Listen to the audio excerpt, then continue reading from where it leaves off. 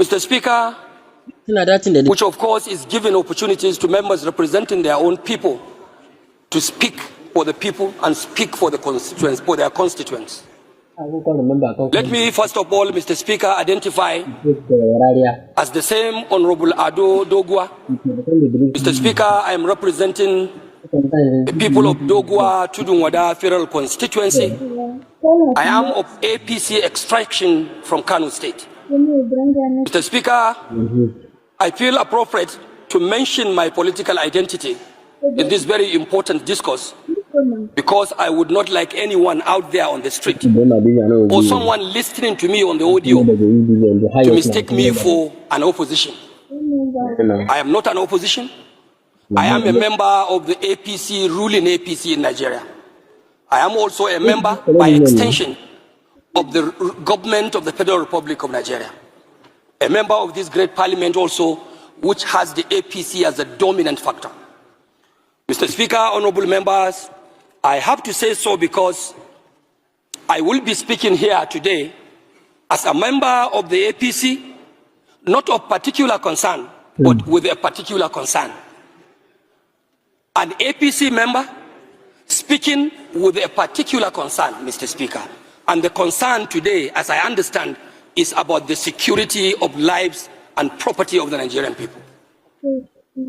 Mr. Speaker, I have heard briefs and submissions by the relevant committee chairman here about the situation of Nigeria's security architecture.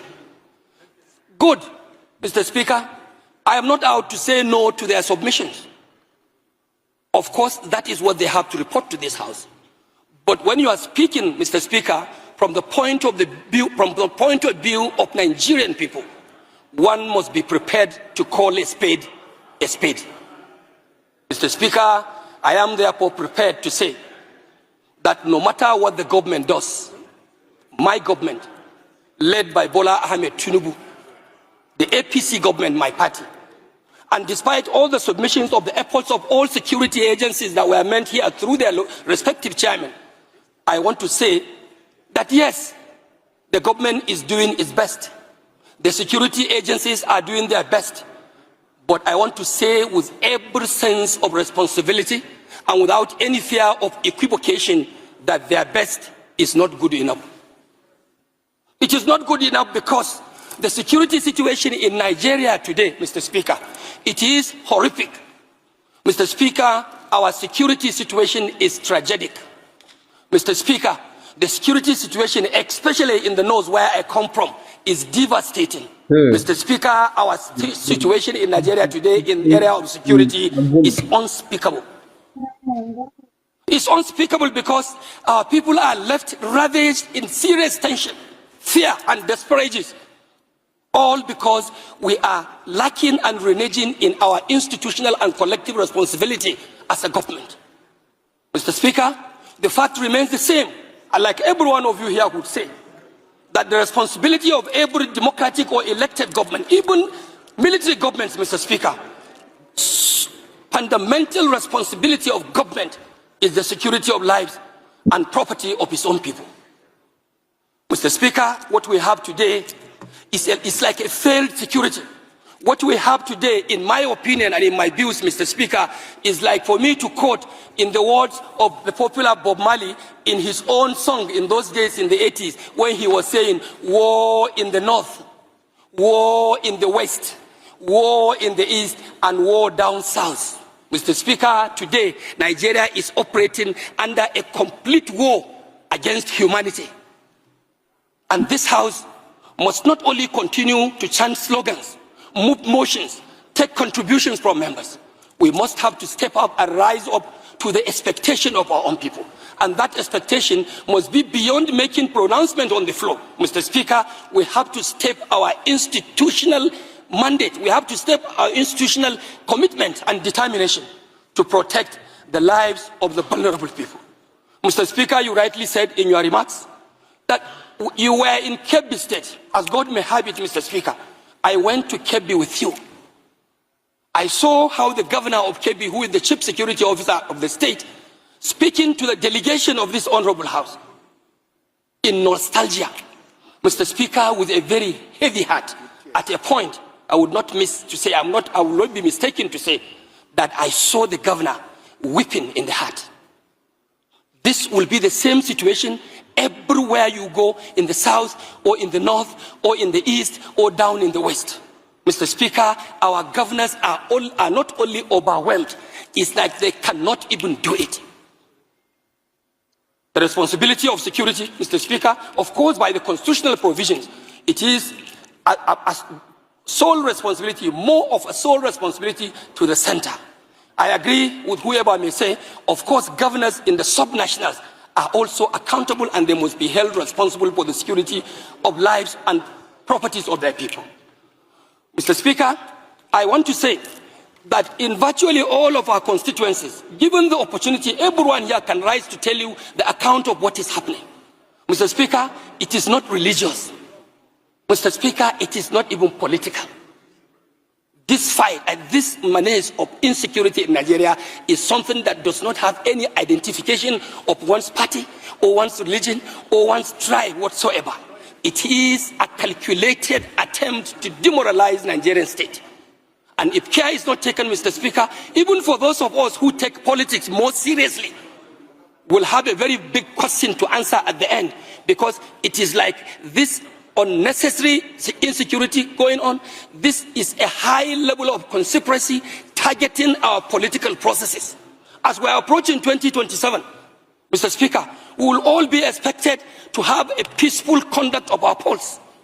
How do you have that if our communities, local communities, are plunged into crisis, into banditry, into kidnappings in the churches, in the mosque, even down in the oil producing area, which is our economic live wire? Production of oil, crude oil, is being unfortunately undermined by militia groups. So it is like a collective thing that we must put our hands on deck and call whoever is responsible, sir, to order. Order, order, and order. And this House must not take for granted that we are not part of the government. If the government is wanting, this institution of the legislature is a component of the government itself.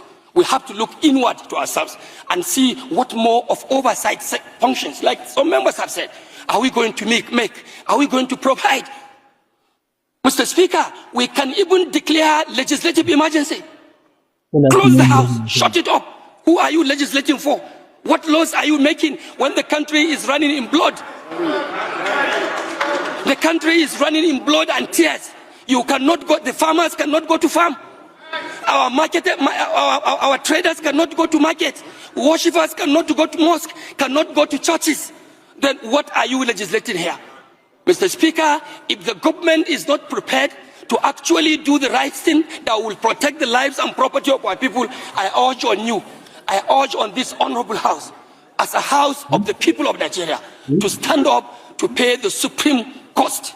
And that is no more than to shut this House down and to call emergency on any legislative issue and wait until the right thing is taken by the government of the day. Mr. Speaker, I also want to believe we are equally responsible. We should also go down to our constituencies and lead civil organizations, like the civil vigilante. Let's go and reorganize our vigilante groups. We take commands and take charges of such civil organizations to see how we can salvage and protect our country, Nigeria. What is happening today, Mr. Speaker, is not just to call for mere security or an average performance of security agencies. What we expect of Nigerian government, no more, no less, my Speaker, is to have absolute security. It's for us to have absolute safety.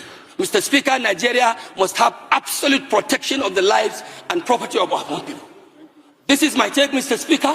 And I also want to use the opportunity to tell you that my immediate constituency, which is enclaved at the southern part of my state, Kano, is also undergoing serious danger, because in the constituency we have what we call the huge Polgore Game Reserve, lying in between Kaduna State, Plateau State, Bauchi State, through Ningi and Bura, Mr. Speaker, and also contacting some part of Jigawa State to the axis of Turkey.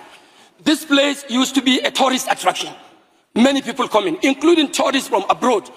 But because of the dilapidating security situation in my state, Mr. Speaker, today, abduction and kidnappings, not only in the poorest in our homes, has become a daily affair, a daily occurrence. Just like what the pharmacist may prescribe to you in the hospital to ask you to take Panadol once in the day, in the morning, one in the afternoon, and another one in the evening. That is how kidnapping is so prevalent in my federal constituency. This place that used to be an attraction for tourists, it has now become like an extension of the Sambisa forest in Borno State. So we have to definitely do something. Mr. Speaker, I may not have enough time to continue my submissions, but I want to thank you so much for giving our members this opportunity to speak. And I also want to urge members to continue in the spirit we have started. I have not seen anybody here speaking as a southern member of the House of Reps. I have not seen anyone here speaking as a northern member of the House of Reps. I am the leader of the Northern Caucus, Northern Regional Caucus. I am also not speaking as a member representing the northern part of this country. The security challenges that we are facing is a colossal one, it's a collective one that has to do with the Nigerian nation. And we must step up to that expectation and deal with this matter once and for all. Mr. Speaker, I want to thank you, and I want to thank honorable members for listening to me. And I also want to further tell you that I have not lost my hope in the renewed hope agenda. I'm still a proud member of the APC. No, we can see it from your cap. We know you are a strong believer. Mr. Speaker. Thank you so much. Point of order, we need to correct something. What's your point?